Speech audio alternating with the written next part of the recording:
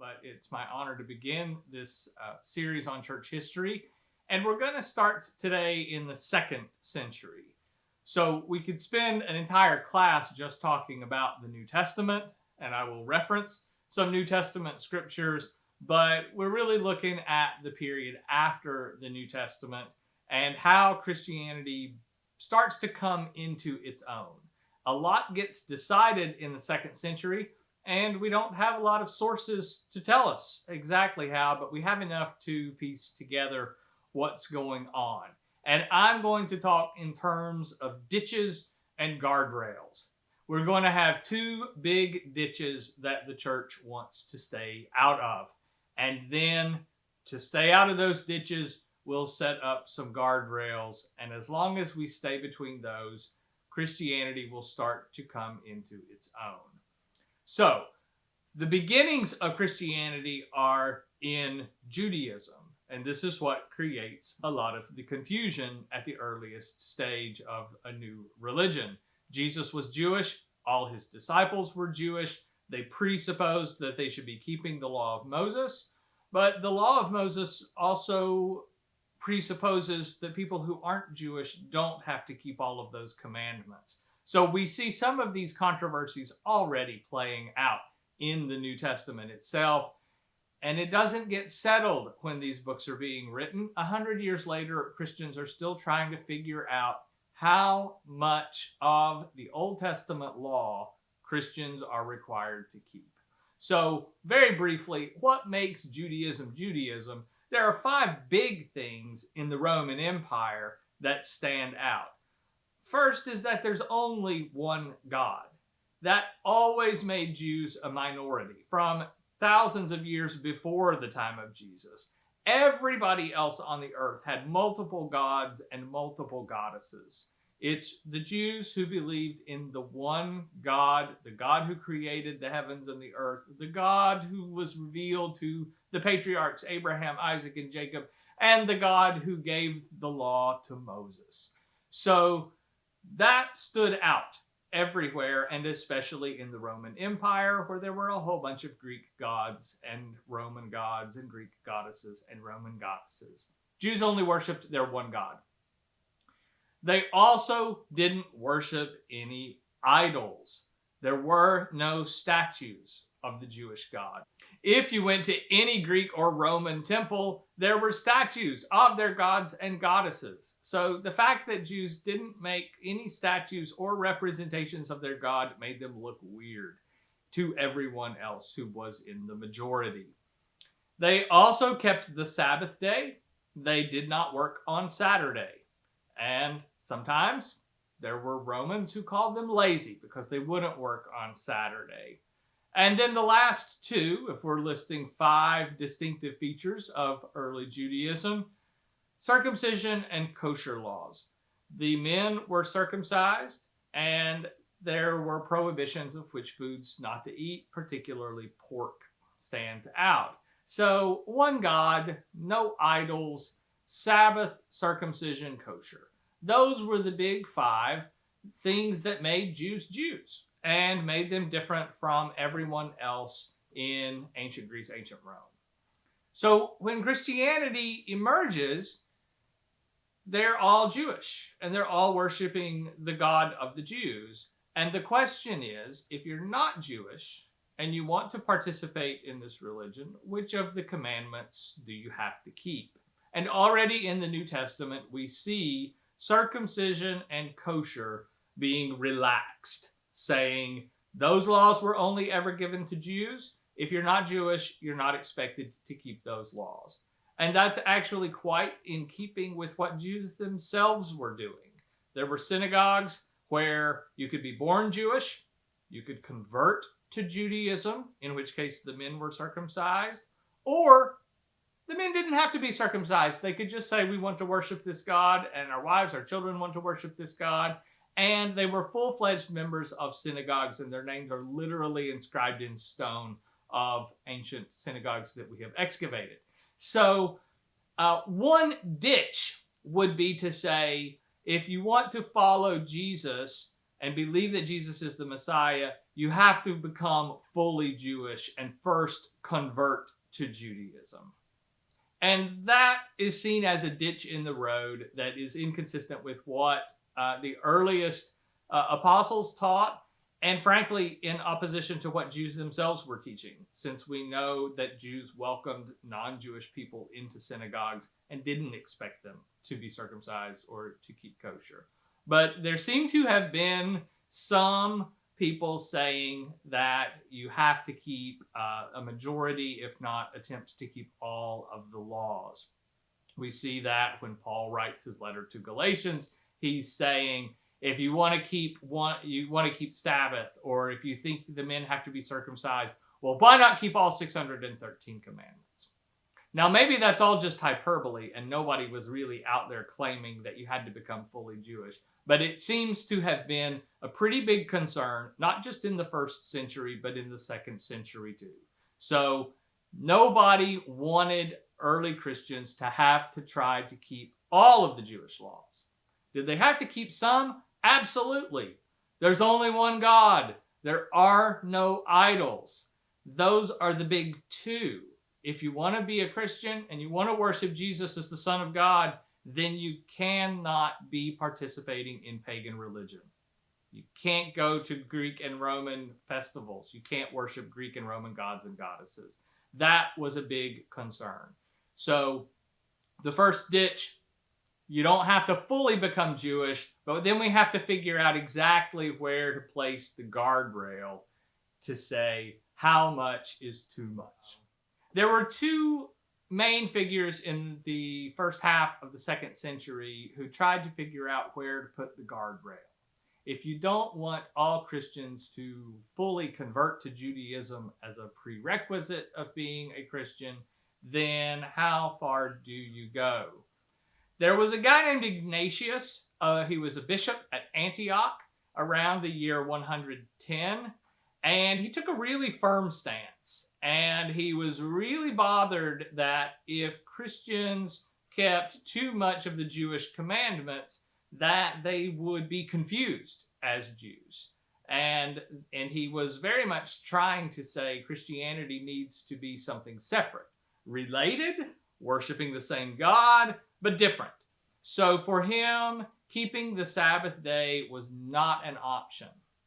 Now, if you go back to Paul's letter to the Romans, he's basically saying, if you want to keep the Sabbath day, whether you're Jewish or not, but if you're Christian and you want to keep Sabbath, you can keep the Sabbath day. But if you want to work on Saturday, that's okay too. Paul is trying to satisfy people and be a people pleaser and say you can choose for yourself whether to keep Sabbath or not. The important thing is that you don't force other people to do what you think you should do. It's a matter of conscience. Not everyone has to do the same thing. Well, 50 years later, by the time of Ignatius is saying, no, you cannot keep Sabbath if you want to, or else people will think you're Jewish and they'll think that you have to fully convert to Judaism in order to be a Christian, and that's not what we want. So Ignatius takes this really firm stance, and he can cite a New Testament letter like Colossians that talks about something like circumcision as a spiritual thing, not a physical thing. And he's interpreting scriptures to say, basically, yeah, Christians shouldn't be trying to be too Jewish. But that wasn't the end of the story, because about 50 years later, a guy named Justin Martyr, his mama named him Justin. He gets called Justin Martyr because, you guessed it, he was martyred. So was Ignatius, by the way. But Justin Martyr taught that it should be a matter of conscience. If Christians wanted to observe as much of the Jewish commandments as they wanted, that is perfectly okay, as long as they don't force other people into their own viewpoint. And he can look at a scripture like Paul's letter to Galatians. And Paul says, why should somebody who's Jewish try to force these non-Jewish people to live like Jews? And the key word there is to force someone, or to coerce someone, to make them do something they don't already want to do.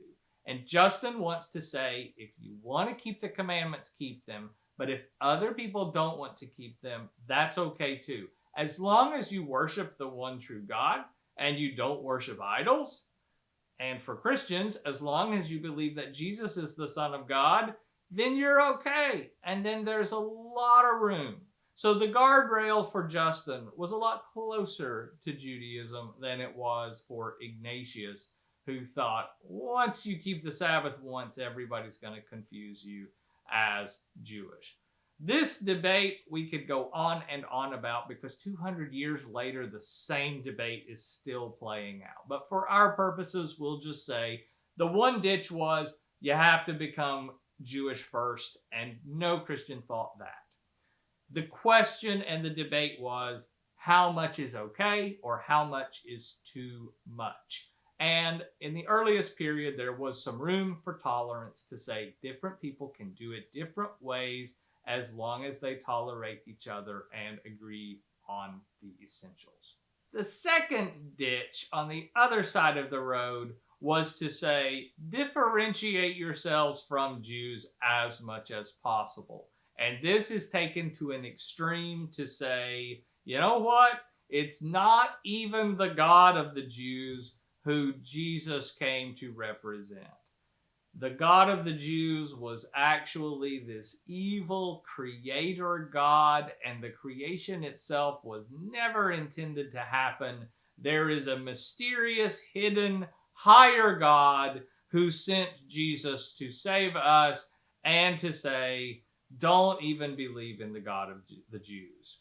Now, that is very quickly deemed as heresy.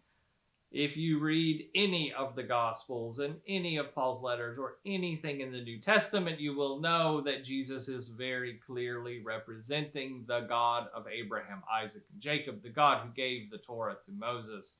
But this idea from a guy named Marcion, around the same time as Justin Martyr, in the years 150, 160, Marcion was teaching that God, the true God, sent Jesus into the world, that Jesus was revealing an entirely different God than the God of the Jews. That belief was not okay, and early Christians wrote volumes against Marcion and his way of thinking, and endless defenses from Scripture that Jesus was indeed representing the God of the Jews. Then the question is where to draw a guardrail to keep yourself from getting too close to that wrong belief or heresy that Jesus' God is a different God than the Jews' God. So the guardrail has to do with the goodness of creation and the goodness of the human body. And these are important points even today, but they were also important points in the 2nd century. If the creation was a mistake by an evil God and a lesser God, then what that entails is that the creation itself is inherently evil. And there is just this simplistic dualism between good and evil. And the spiritual realm up on high is somehow good, and everything down here on the ground is nasty and evil. And that is the belief that the early Christians are trying to stamp out and say that is not the way you should think about the creation.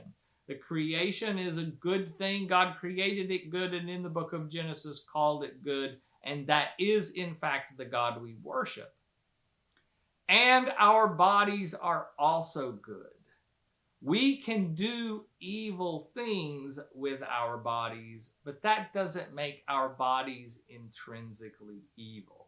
So we have a range of human fleshly desires, and that's part of what makes us human.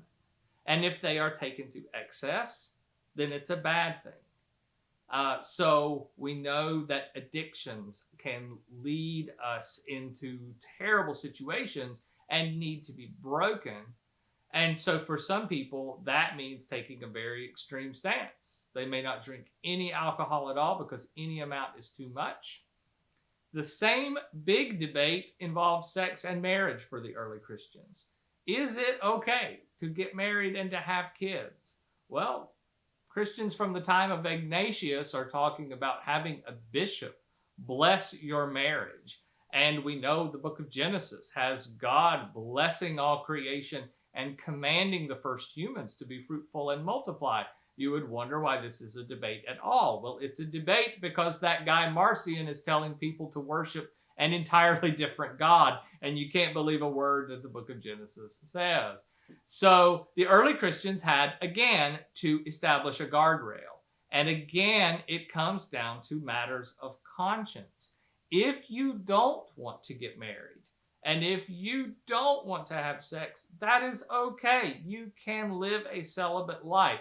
Just don't force that viewpoint on other people if they want to get married and they want to have children. The church needs to be a big tent that can accommodate different viewpoints.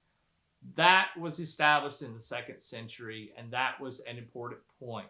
Your body is good even if the flesh is weak and sometimes leads us into temptation. That doesn't make the body itself evil. The body is good and creation is good because we worship the God who created it. And different people will decide for themselves how much is too much and how far is too far. And as long as we agree on these essentials, then we'll be okay. So the 2 ditches. Christians don't have to fully convert to Judaism to be Christians. And Christians absolutely do worship the God of the Jews, the God who created the heavens and the earth and was revealed to the patriarchs and to Moses 1,000 years or more before Jesus came to reveal himself as God's son. As long as you stay out of those ditches, you're doing pretty good. And some guardrails were in place to keep you from getting close to those ditches. And those allow you to use your conscience to decide how much of the Jewish commandments should I keep. As long as I'm worshiping the one true God and I'm not worshiping pagan idols, I'm probably doing okay. And as long as I believe that the creation is good and my body is good and I can use it as I see fit, as long as I steer clear of sin and addiction, then I'm probably doing okay. Those are the ditches and guardrails that our forebears in the 2nd century established for us.